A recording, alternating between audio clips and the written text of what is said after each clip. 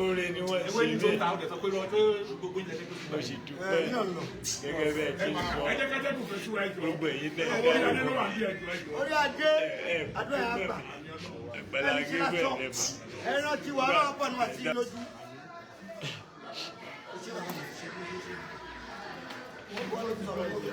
àbúkọ́ tilẹ̀ pé èmi lè gbà ń lọ.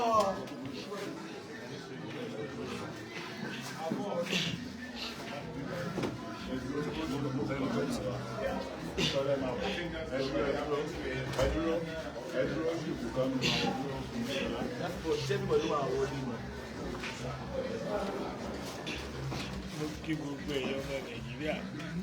Awúwo mi nígbà tó mú mi jáde síta. Ẹ ṣé mo dúpẹ́ o. Àti ilé àti ṣọ́ọ̀bù àtọjà tí wọ́n rà síbẹ̀ àti ìyàwó tá a fẹ́ síbẹ̀. Wọ́n bá bàtà wà nígbà yìí, Ògùn West. Àtàsọ́rùn wọn lámùkó sí sọ̀rọ̀ ní kọ̀ọ̀kan. Mo yọ ọ̀dà gbogbo ẹ̀fọ́ lápá Gbogbo ṣe kò wọ́n ẹgbẹ́ ọkùnrin tó ń sun rárá àkọ́kọ́ rẹ̀ ẹgbẹ́ àkànṣe ló ń ṣe o. Kí ọ̀nà míyàn ní títì. Ó bẹ̀rẹ̀ sí ní tọrọ owó lọ́wọ́ àwọn kọ́ńtáàtì ẹ̀ wọ́n fún òun. Ó fi túlé ayé èèyàn yẹn ṣe. Ó yẹ kí àwọn ọba gbẹ́gbẹ́ máa ṣàdúrà fún òun níbẹ̀ yìí. Àmọ́ ìwòye tó yẹ pé owó ló ń gbà tó máa kó sápò tó lọ wà rán àwọn èèyàn máa fly káàkiri tó náà jọ máa fly káàkiri. Àmọ́ ìwòye tó ní skul gan táwọn ọmọ ṣọ́ọ̀ṣì ò ní lọ lórí gbogbo skul yẹn ti pọ̀ jù. If you feel there's anything you are doing that we are not seeing, no. Kò sí nǹkan tó wà nínú òun àgbẹ̀ ẹ̀yà ṣáwọn everything we are doing, we are seeing it, and we are praying for you, and we are solidly behind you. Gbogbo ẹni tí ó bá mọ̀ àwọn bá ó wà lẹ́yìn Àgbàlá Gabriel because he is doing a good job. Agbára Ọlọ́run. You will continue to excel.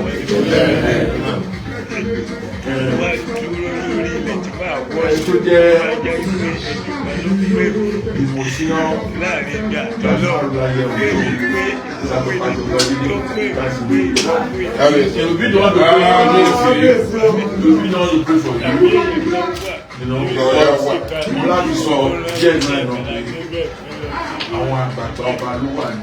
orílẹ̀ tí mo dúró sí àwọn aládé ní Ògùn state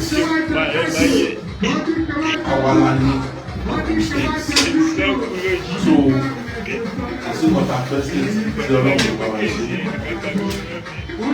kékeré ìtàṣe náà we just want you to come pray we also reciprocate that gesture. I told you that there is nothing you can call on us to support you. I will be for you. Bí ọba ṣe dáadáa, ní abẹ̀rẹ̀ sí ní ìṣẹ̀lẹ̀ òwúdé púpọ̀ púpọ̀ àgbẹ̀pá olùrọ̀lọ̀ everybody in the rest of them to take on you for donkey years. So wọ́n mọ̀ kàn tí ó ń jẹ́ charity, wọ́n mọ̀ kàn tó rí ni. Láti lánìí. So ònà ìsọ̀lẹ́kọ̀ọ́ wípé ẹni tó bá wá ń dúró ó sọ pé ẹjọ́ ẹfún wọn kàlọ ẹjọ́ ẹfún wọn lé náírà kí n fi tọ́jú ẹni tí mi ò mọ̀ rí àti kí ọmọ àgbàdo ẹni bí gbogbo èyí because part of the Nigerian problem is what you are solving. Táwọn ọgbọ́dọ̀ ìdókòó lórí multi-billions of dollars nínú ilé wọn tọ́lọ̀ rí wọ́n tàkì tí wọ́n yọ kọ́bọ̀ bẹ̀rẹ̀ káwọn fi túlẹ̀ ayé yẹn. Ayé òdì kí èèyàn kan wá dúró kó wá máa ní ẹ̀jẹ̀ fún lówó ẹ̀jẹ̀ fún lówó wá fowó yẹn tọ́jú ara ẹ̀ kí nǹkan tó ń kéèyàn lè ṣe. Dangote Aliko Dangote ṣe bá dùn àgbà báyẹn ń sọ̀rọ̀ lọ́wọ́ ni ọba Dangote sọ̀rọ̀ ayé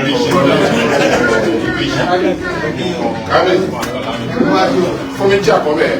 aláìsàn ẹkú oríire o. Aliko Dangote. oríire láàtà ìlú wa. Má mi jẹ́ jà kọ́. Pẹ̀lú ọmọ púpọ̀ pẹ̀lú ọmọ púpọ̀.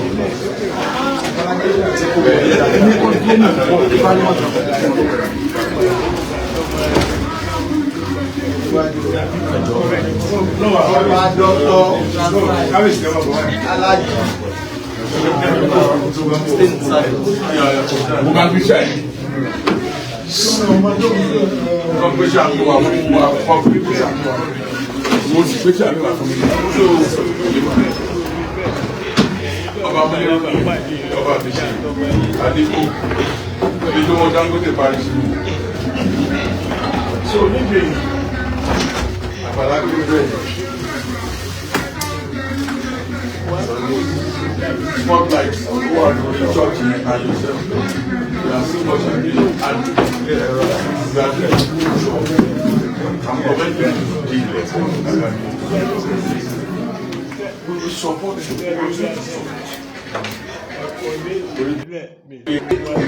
Kábíyèsí akẹ́kọ̀ọ́ àjọṣe orí is the most senior traditional lounge so here for every other person and for class is most senior. You know, I call him my colleague, but they do not teach you plenty of work. So you still want to say something? I don't really know. I'm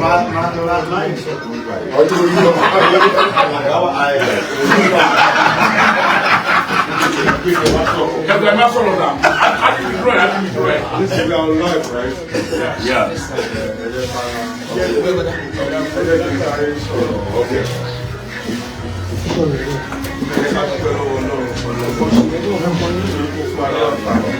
Láti wá sí ilé èyí tí wọ́n pé ọlọ́run fún láǹfààní láti ilé tó jágbà láti ibẹ̀. I am one of my friends. Wọ́n wọlé TikTok ní méjèèjì.